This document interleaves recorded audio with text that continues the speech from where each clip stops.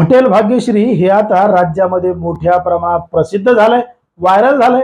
कारण की hotel भाग्यश्रीवर quantity आणि क्वालिटी कशा पद्धतीने मिळते हे तुम्ही सोशल मीडियाच्या माध्यमातून पाहत असाल आणि सगळीकडे हॉटेल भाग्यश्रीची चर्चा सुरू आहे. त्या ठिकाणी जाण्यासाठी, जेवण करण्यासाठी आणि आनंद घेण्यासाठी बरेच जण त्या ठिकाणी जात आहेत आणि त्यांना वेगवेगळ्या पद्धतीचा अनुभव देखील येत आहे.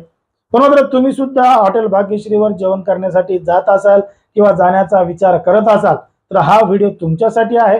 तुम्ही सुद्धा एक वेळा हॉटेल भाग्यश्रीवर जाण्या अगोदर हा व्हिडिओ पाहिला पाहिजे आणि मनामध्ये एक विचार आणला पाहिजे.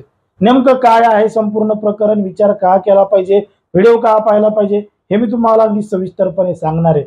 पण जर तुम्ही अजूनही आपलं चॅनल सबस्क्राईब केलं नसेल तर लगेचच सबस्क्राईब करून घ्या आणि बाजूला असणाऱ्या बेल नोटिफिकेशनला सुद्धा ऑन करायला विसरू नका.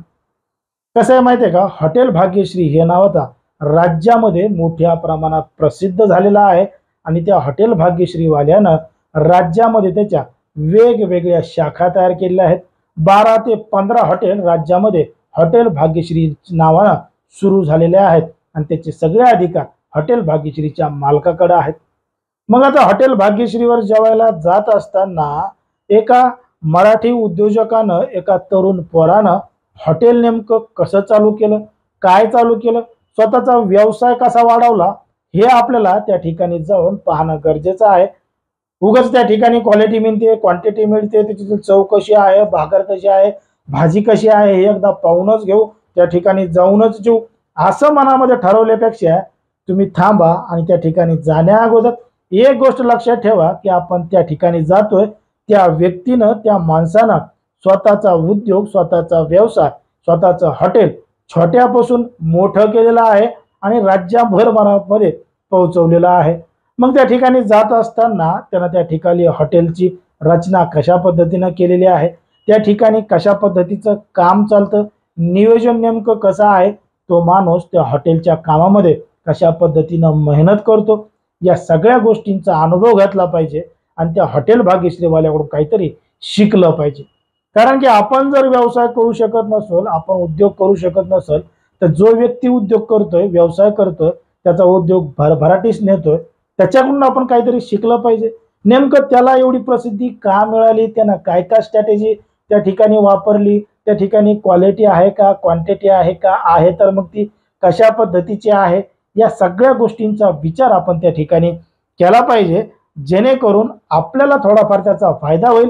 आणि जर आपला हॉटेल किंवा व्यवसाय करायचा नसेल तर ज्याला कोणाला करायचा आहे त्या लोकांपर्यंत आपण ती माहिती पोहोचू शकतो. उगाच जायचं, मटण खायचं, भात खायचा, बाजरीच्या भाकरी हाणायच्या, जेवण चांगलं होतं, जेवण चांगलं नव्हतं, चांगलं असलं तर हो म्हणायचं, नसलं तर नाव ठेवायचं, निघून यायचं आणि पुन्हा आपापल्या पद्धतीनं बोलायला सुरुवात करायची. मग या सगळ्या गोष्टी न करता आपल्याला वाटतं की आपण त्या ठिकाणी जात असताना त्या ठिकाणी कामकाज कशा पद्धतीने चालतं, किती लोकांची बसण्याची व्यवस्था आहे, त्या मालकासोबत 2 शब्द बोलले पाहिजे की तुम्ही सुरुवात कशी केली होती, काय केली होती, कोणाचा पाठिंबा होता का आणि तो माणूस आजपर्यंत कसा पोहोचला आहे, राज्यामध्ये अजून त्याच्या किती शाखा आहेत, तो खरंच त्याची शाखा देतो का, देतो तर किती रुपयामध्ये देतो, त्याची काय प्रोसिजर आहे, आपल्याला सुद्धा या व्यवसायामध्ये येता येईल का, थोडेफार पैसे कमावता येतील का, या सगळ्या गोष्टींचा विचार करून त्या ठिकाणी गेलं पाहिजे असं आपलं एकंदरीत या ठिकाणी वाटतं. आता काही जण म्हणतात काय रिकामीच बडबड केली, याच्यामध्ये काय आम्हाला का माहित नव्हतं का. ज्याला माहित होतं त्याच्यासाठी हा व्हिडिओ नव्हता, ज्याला माहित नव्हतं त्याच्यासाठी हा व्हिडिओ होता. पण मात्र शेवटी ज्याची त्याची मर्जी आहे, त्या ठिकाणी जाऊन तुम्हाला नाव ठेवायचं आहे का चांगलं म्हणायचं ते तुम्ही तुमचं ठरवा. पण आपल्याला एक प्रमाणे वाटतं की एखाद्या व्यावसायिकाकडून, उद्योजकाकडून काहीतरी शिकलं पाहिजे जेणेकरून आपलंही भलं होईल असं आपलं वाटतं.